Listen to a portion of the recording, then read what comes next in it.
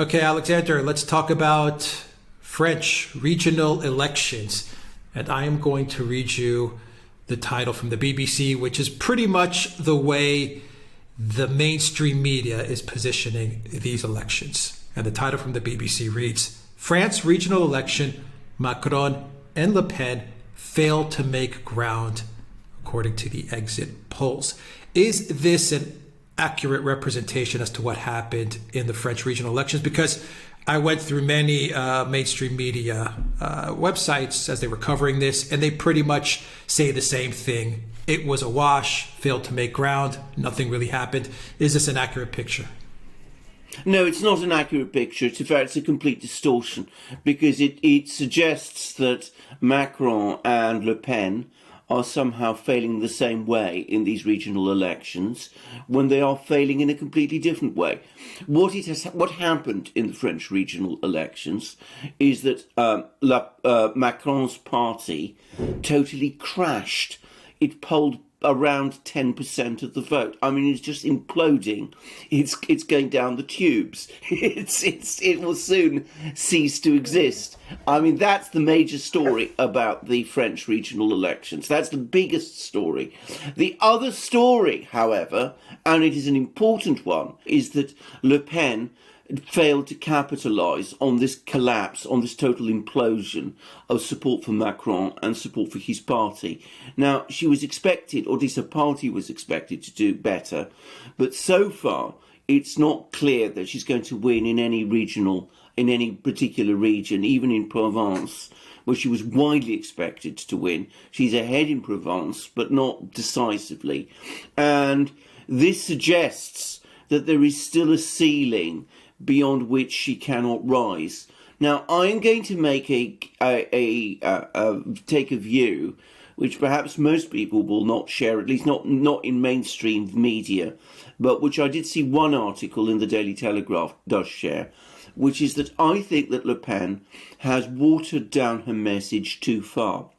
She's tried so much to be the respectable candidate that at a time when French voters are becoming increasingly disaffected with the whole situation in France, they're starting to ask themselves, why should they vote for Le Pen when on every single top issue she is coming across as the same as the others? I'll just read, by way of illustration, what the Daily Telegraph has to say. There's a commentator on the Daily Telegraph, and I think this sums it up exactly. On her long journey to detoxification, Le Pen seems to have lost the main quality that brought millions of voters to her, being a disruptor.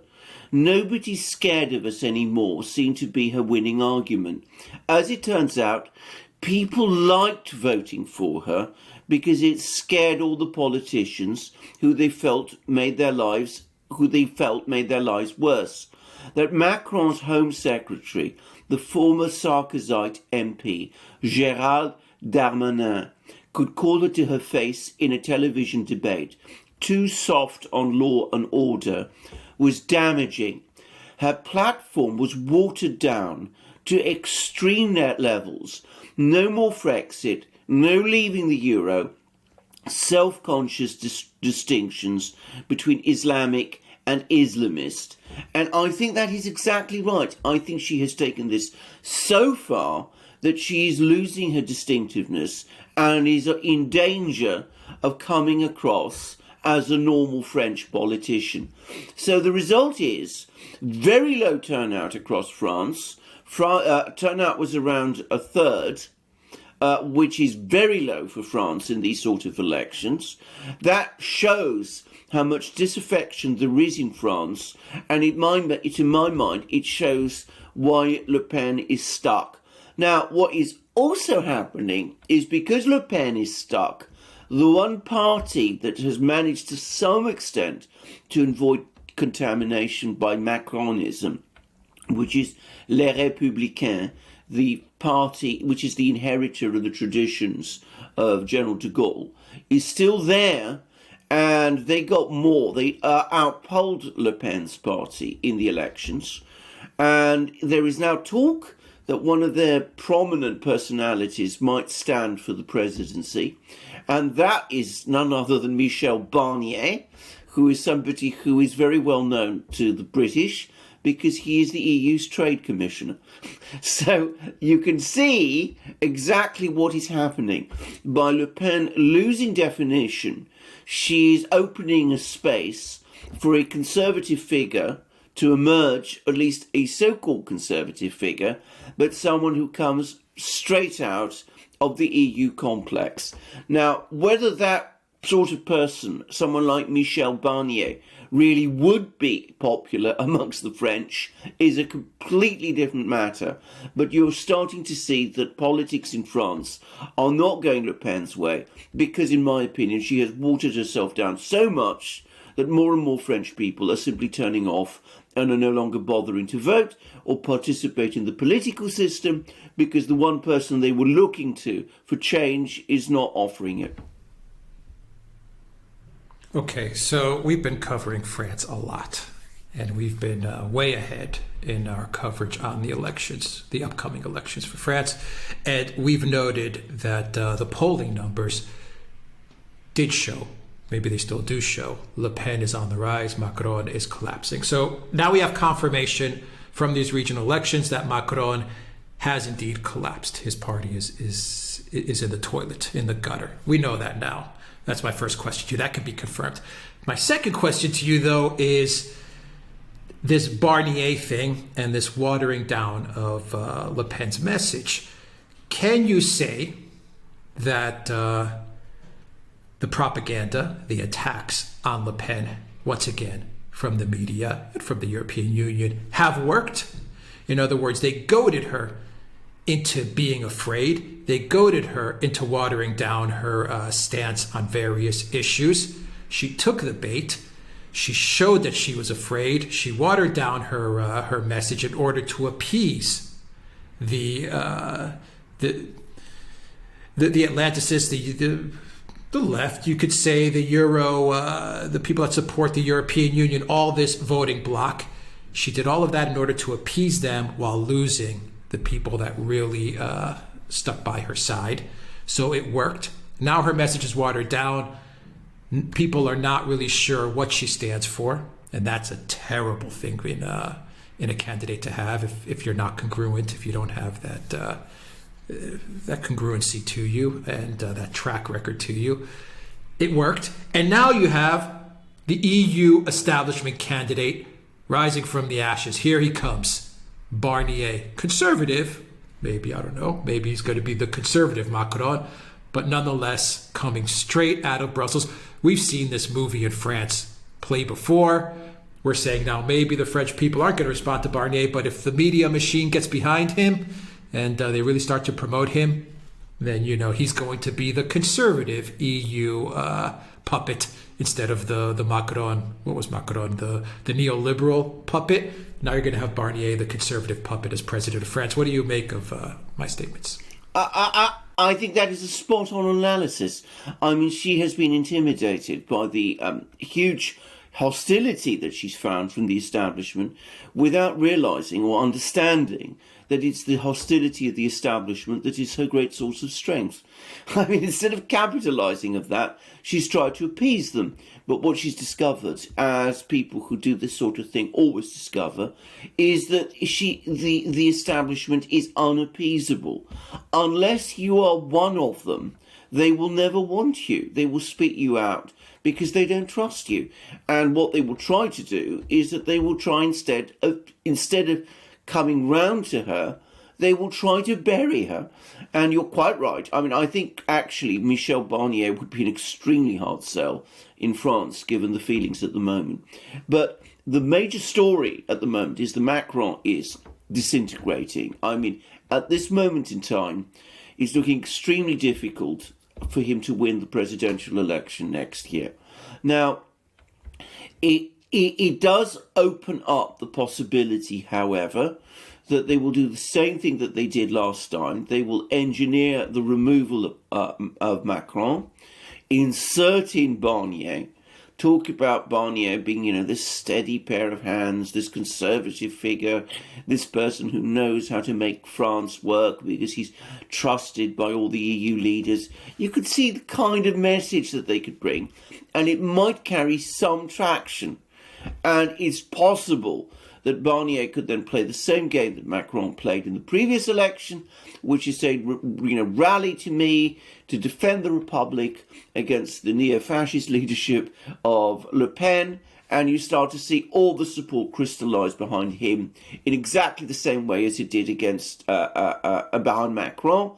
Of course, with a much lower turnout and far greater cynicism, perhaps, than took place in the previous election, but the danger is certainly there. So, I think what Le Pen needs to do now is to harden up her message and to define it. She is winning against Macron. I think if this is a straight race now, next year, between herself and Macron, she's in with a very good chance of winning. I think the French are so disgusted by Macron, they're so tired of him, they're so exasperated by him that they will vote for Le Pen, even though some of them say, well, she doesn't have much definition, and others of them will say, well, she's too right-wing for me. But if someone like Barnier comes along, then she could find that she's in much more difficulties, because he will say she's a fascist, however hard she tries to prove that she is not. And at the same time, by trying to appease him, she will lose definition further unless she is very careful. At this stage in the race, she should be establishing herself as the dominant political personality in France on the right in order to win. And I said that Barnier stands in the tradition of de Gaulle. Well, this is completely not the case, actually. His party is related to the party that de Gaulle founded. But if you really want to see who stands more in de Gaulle's tradition, it is actually Le Pen. And what de Gaulle did, completely different from Le Pen, is that he didn't actually waver or change his policies at all. He stood his ground until the point arrived when the French turned to him. And that's, I think, what Le Pen needs to think about and consider doing, because these attempts to trim her sails, to make herself look more attractive to the, if you like, the Europeanist centre, are never going to succeed. They're simply alienating her core voters, deterring them from voting for her in elections, and they're not winning over anybody who might otherwise be minded to vote for her. Against Macron, it might be a winning strategy, but it's increasingly looking as if Macron is history. All right, so we're in the home stretch, a year to the elections pretty much. Marine Le Pen better get back to her roots, otherwise she's cooked. That's how I'm reading it. Otherwise she's cooked. If she doesn't get back to her roots, she's not going to win. And I don't even know if it's going to be winning against Macron, and I'll get to that real quick. But the minute you back down to these neoliberals and to the media, and the minute you appease them, and the minute you start apologizing to them, you're finished.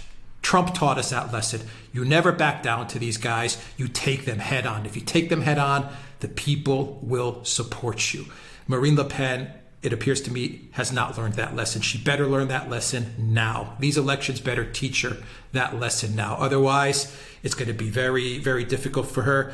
And that's just how I'm reading your analysis and the results of these elections. Now, going to Barnier, we did a video on Barnier a few weeks back where we mentioned that Barnier was actually working with the EU to try and prop up Macron and try to water down the EU's immigration stance vis-a-vis France and say, you know what, we're actually going to put like a 5-year moratorium on immigration, and Macron is going to stand firm to immigration. And they were scheming to try and figure out ways to prop up Macron because they knew that the immigration was the one issue that was really killing him. And Barnier was the architect of trying to prop up Macron. And now it seems to me, listening to you, that maybe the EU has changed their plans, and they're saying, you know what, Macron, no matter what we do, we tried this immigration thing, we tried to prop him up there, it's not working, the guy's dead weight, cut him loose. Michel Barnier, You're our guy. The bait and switch is in. This is the bait and switch. You're the party of de Gaulle. You're the party that's going to take care of immigration, revive the economy, because you are coming from the tradition of de Gaulle. Yes, you're coming from Brussels, but you're that conservative, steady hand that will save France. The media is going to get behind it. The people are going to buy it because the people bought Macron. So they're going to buy you. We're going to push you into the presidency. And then we're going to pull the bait and switch, because at the end of the day, you're no better than Mario Draghi is. In other words, this is going to be the bait and switch EU Trojan horse that will keep France on side. Once again, under the assumption that Barnier does run for president, we're making a guess he might. We don't know. That hasn't been confirmed yet. So what do you think of that? Well, I think that's exactly right. I would add that he's now dropping hints that he probably is thinking of running. So I mean, it's no longer just speculation. I mean, he's actually dropping hints that he hasn't yet made up his mind and he's considering it and that sort of thing. And I would add to all the very important points you made about Barnier's potential attractiveness that, of course, unlike Macron, and unlike arguably, definitely Hollande, Barnier actually looks like the kind of person that French people might imagine as the president of the Republic. I mean, he looks solid and conservative and authoritative and capable. In reality, he may be none of those things, but it's image that matters in politics as much as substance, at least with somebody who is untested. So he could come along and say, well, I am the solid conservative figure who will put France to rights. I know the machine. I know how things work. I know how things work in Brussels. I know how things work in France. Trust me. Give me the presidency. I will sort all of these things out. I will do things right for France. I will keep the terrible fascist Le Pen at bay. And, of course, we will end up, in that case, with a system which is exactly as always. In other words, it'll be a return, in effect, to the status quo. But that looks increasingly to me like the risk Le Pen is running. So, as I said, if she's going to make a big inroad, she's focused too much, perhaps, on beating Macron without recognising that next year she might actually be running against someone else. And that's always the mistake that she's made. I think she made the same mistake last time when she saw her potential opponent as Francois Hollande and ended up fighting Macron instead. And this time she's making the same mistake. She thinks that she's running against Macron when she could end up facing someone like Barnier.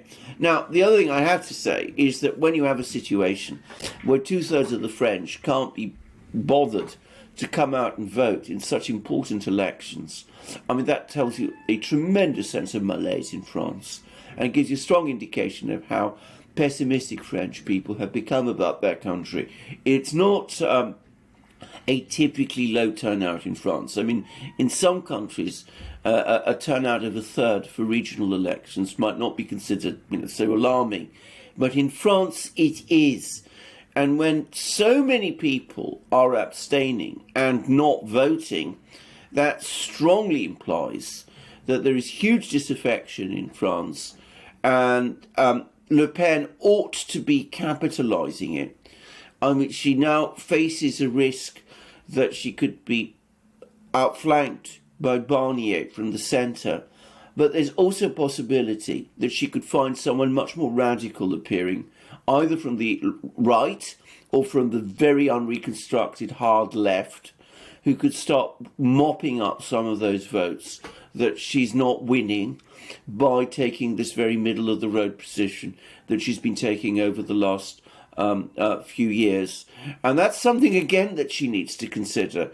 At the moment, I have to say, if that does happen, it's far more likely that this challenge would come from the right than it would from the left.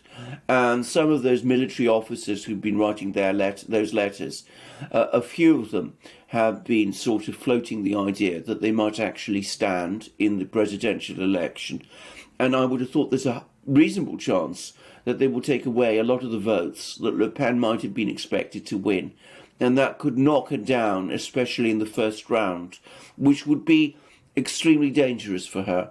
So she's got to make her calculations very fast and rethink her strategy very fast, because she's running out of time and she's running out of road.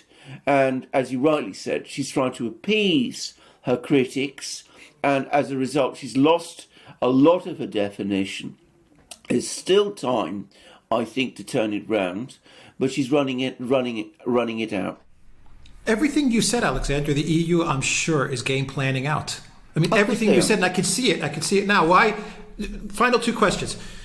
They elected a nobody in Macron, so they know they can pull it off with Barnier. If you can get Macron as president, if you can get him into office, then Barnier is going to be a hell of a lot easier, because Macron was a nobody, and they got him into office with much less time. So Barnier, for them to engineer Barnier, I imagine would be much easier. That's number one. And number two, can't you also say that, you know, the EU headquarters are already saying, okay, great, now we got her. We've scared her. She's watered down her message. She's lost that core base of support, the people that really liked her message, that saw her as a disruptor. We got her against the ropes. Now all we need is for our media lackeys to maybe prop up someone that's more right of her, to take away even more of her votes, to water her down even more. And then we just slide Barnier right in. Barnier versus Macron in the second round. How about that for a nightmare? Oh, well, exactly. I mean, it's not impossible. French politics are very manipulated. I mean, the leader of the French left, Jean-Luc Mélenchon, actually said so. He actually said that, you know, there's a real probability, high probability, that the next presidential elections in France next year will be manipulated. And it's surprising to some extent that Le Pen doesn't seem to grasp this. But can I just say, this has been a significant, consistent pattern of right-wing leaders right across Europe. They don't have that ruthless drive and focus on power that, if you like, the Combinat in Brussels does. Whatever those people in Brussels and their friends around Europe, they may be poor at many things, but at holding and retaining power, that's the one thing they're very good at. They understand how to work elections. They have all the machinery to carry out all the, you know, the usual black arts that they can play, which they do. And they're very skilled at this. And it needs an unusual and exceptional politician to be able to take them on, and take them on successfully. And so far, in Western Europe at least, in the old EU, nobody has actually succeeded in that. You find people who've sort of succeeded in Eastern Europe, in Hungary, in Poland, but no one in old Europe, in, you know, old Western Europe, the original core states of the EU, in Italy, France, Germany, the Netherlands, has managed it up to now. So what you're actually seeing is its classic case of what the Italians call transformismo. The Combinat senses that the mood of the Europe is turning right-wing, I mean, which it is. You can see this. I mean, the left is collapsing everywhere. So what do? They continue to rule from the centre, from the EU centre, but they substitute for people with a left-wing label like Macron, people with a right-wing label like Barnier. But the reality is exactly the same. And the scenario that you outlined, where a hardline right-wing leader appears and takes away votes from Le Pen so that she's knocked out in the first round, and it becomes an election between Macron and Barnier, is an entirely plausible one in France. No one should discount it. I would not be at all surprised to see it. Yeah. Well, we said expect the unexpected for France, Absolutely, and now yeah. it looks like we're getting it. But we may have some clarity from these regional elections Yeah, as to yeah. what the EU is planning to do. Anyway, okay, we'll end it there, Alexander. My final thought is Trump in 2016 provided the template. How do you take Absolutely. on the media while being a populist, sovereigntist, nation state type of candidate? He did provide the template. Many European leaders are still too afraid to go at the powers that be, like Trump did when he was campaigning in 2016. Absolutely, and the result is that people adored him, and people don't adore Le Pen in the same way, because they don't feel that she's on their side in the way that they felt that Trump was on their side, and that's the secret of politics. You create a bond between yourself and your voters, so that it's able to carry through any problems that is thrown at you. Now, I mean, obviously there are problems. You'll always find enormous opposition to yourself if you do that.